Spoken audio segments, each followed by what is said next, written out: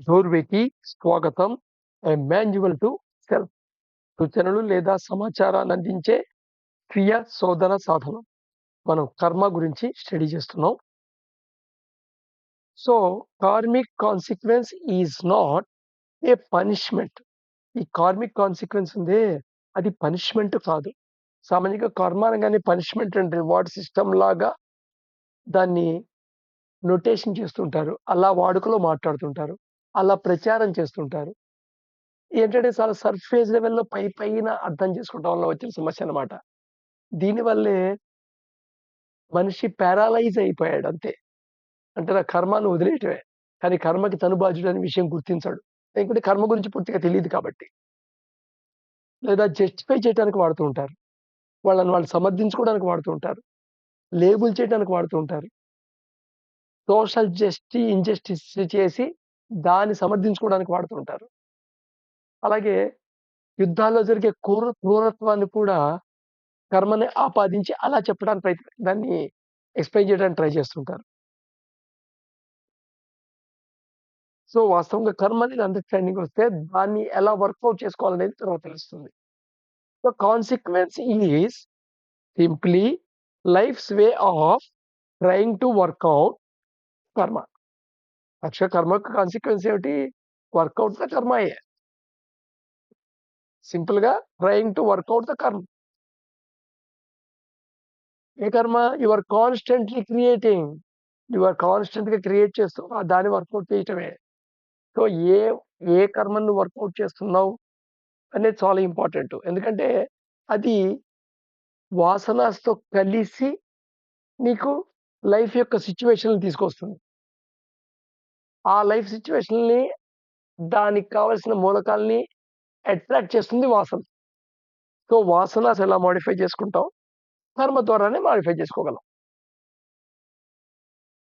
So, కర్మ ద్వారా modify చేసుకుంటూ కర్మని క్రియేట్ చేసుకొని, ఈ కర్మ అండ్ వాసన యొక్క ఫలితంగా నీ డెస్టినీని నువ్వు తయారు నువ్వు డెస్టినీని నువ్వు రచించుకునే, నీ గమ్యాన్ని నువ్వు రచించుకునే ప్రాసెస్ అన్నమాట కర్మ అంటే. అంతేగాని కేవలం మంచి, చెడు వ్యవహారం కాదు. జడ్జిమెంటల్ సిస్టము కాదు. జ్యుడిషియరీ సిస్టమ్ అంతకంటే కాదు. If you perform only negative mental karma, there may be no external consequence. ఇంతకుముందు 2 ఎపిసోడ్‌ల క్రితం సద్గురు చెప్పిన కథని నేను చెప్పడం జరిగింది. మళ్ళా రిపీట్ చేయడం జరిగింది. దాంట్లో 5 రకాల సిట్యుయేషన్‌లు చెప్పాం. ఒక మనిషి, ఇంకో మనిషి మధ్య కత్తిపోటు, ఆ మనిషి చచ్చిపోవటం అనేది. దీంట్లో నాలుగిట్లోనూ కత్తితో పొడవటం, చావటం జరిగింది. కానీ ఐదో దాంట్లో రిపీటెడ్‌గా వాడు మెంటల్‌గా వాడి గురించి రకరకాలుగా ప్లాట్ చేస్తున్నాడు గానీ, ఎగ్జిక్యూషన్‌లో లేదు. నార్మల్‌గానే ఉన్నాడు. జనరల్‌గా దీంట్లో కర్మ ఏం లేదు అనుకుంటారు. కానీ అది డీప్ ఇంటర్నల్ సఫరింగ్ కింద కర్మ ఉంటుంది. అండ్ కర్మ అక్యుములేషన్ కూడా అవుతుంది తర్వాత. అందుకని there may be no external consequences. External consequences లేకపోయినా but you experience a deeper level of internal suffering. So, ఇక్కడ వర్కింగ్ ఔట్ కర్మ అనేది కూడా స్పష్టంగా అర్థం చేసుకోవాలి.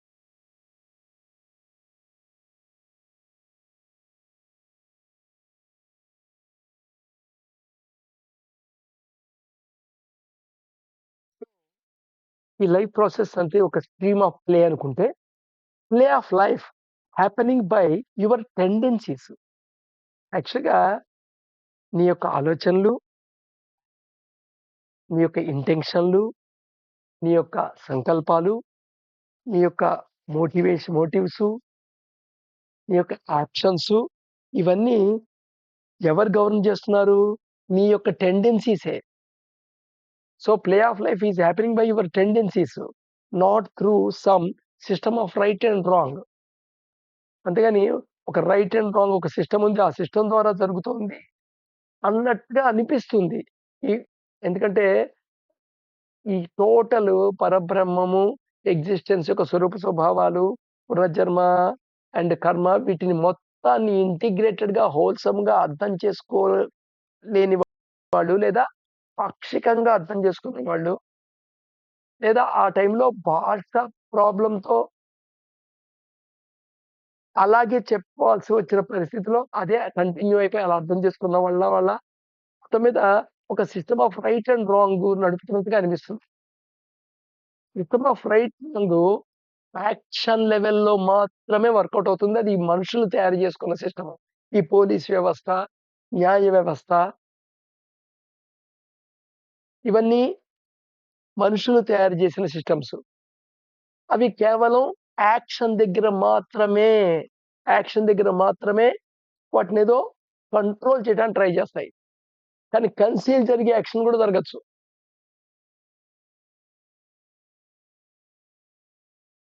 యాక్షన్‌కి సాక్ష్యం లేకపోతే నిరూపించబడకపోవచ్చు. సో, పూర్తిగా అవి దానివల్ల సమాజం బాగుపడే అవకాశం లేదు. అదొక భయాన్ని క్రియేట్ చేస్తున్నట్టు యాక్షన్ లెవెల్‌లో ఆపటానికి. కానీ ప్రపంచంలో ఉండే మనుషులందరిలో థాట్ లెవెల్‌లో, మోటివ్ లెవెల్‌లో, ఇంటెన్షన్ లెవెల్‌లో, సంకల్పం లెవెల్‌లో మరి ఏం జరుగుతోంది? నిజంగా రైట్, రాంగ్ అనే ఒక సిస్టమ్ ఉండి, ఆ సిస్టమే ప్రపంచాన్ని బాగు చేయగలిగితే ఈ పాటికి ప్రపంచం బాగానే ఉండాలి. అలాగే మన లైఫ్ ఎలా ఆర్గనైజ్ చేయబడుతుంటుంది? యువర్ లైఫ్ ఆర్గనైజెస్ ఇట్‌సెల్ఫ్ అదే ఆర్గనైజ్ చేసుకుంటుంది. దేని ద్వారా? In order to fulfil your inclinations. నీకైతే ఏవైతే ఇంక్లినేషన్స్ ఉన్నాయో, ఆ ఇంక్లినేషన్స్ మాత్రం ఫుల్‌ఫిల్ అవ్వటం కోసం ఆర్గనైజ్ చేసుకుంటావు. నీకు రకరకాల ఇంక్లినేషన్స్ పెట్టుకుంటావు కదా! ఆ ఇంక్లినేషన్ పరంగానే నువ్వు ఆర్గనైజ్ చేసుకుంటావు.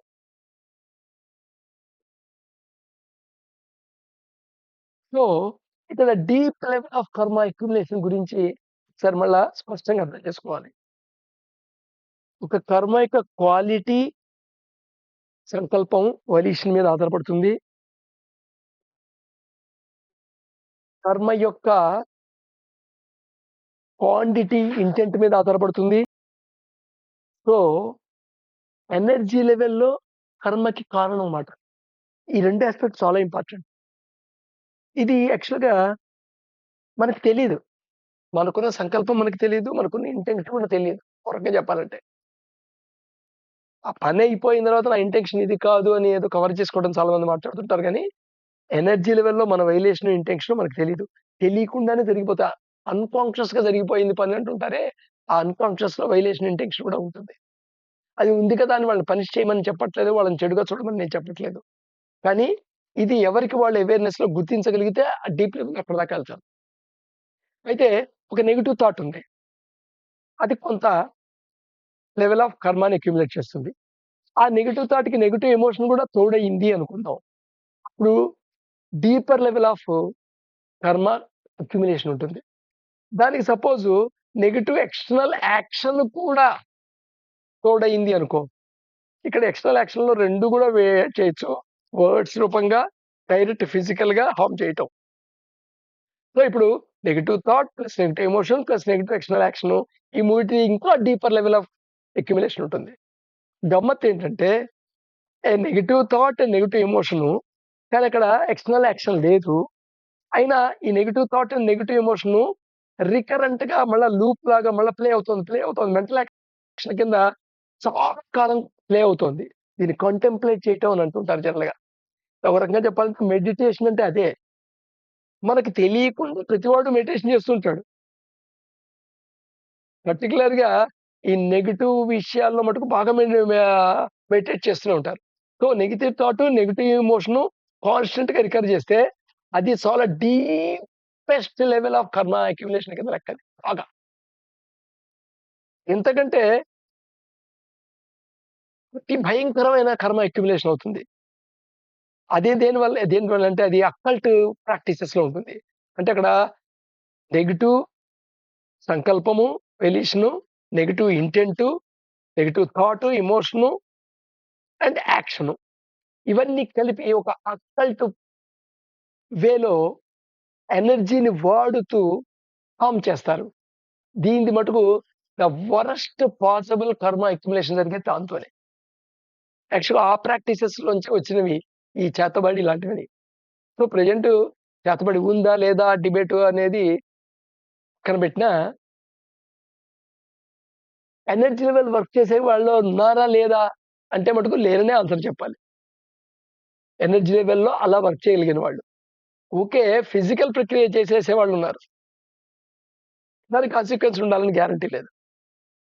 సో, ఒక ఎనర్జీ లెవెల్ యాక్షన్ అన్నమాట అది. ప్రాణ ప్రతిష్ఠలాగా ఎనర్జీ లెవెల్ సంకల్పము, ఎనర్జీ లెవెల్ ఇంటెన్షను అది అసోసియేట్ అయ్యి ఎక్స్టర్నల్ యాక్షన్ అయితే దాన్ని అక్కల్ట్ అంటారు. సో, ప్రస్తుతం అక్కల్ట్ చేసేవాళ్ళు ఎవరు లేరనే చెప్పొచ్చు ప్రపంచంలో. ఒకప్పుడు ఉండేవారేమో. రేపు మళ్ళా కంటిన్యూ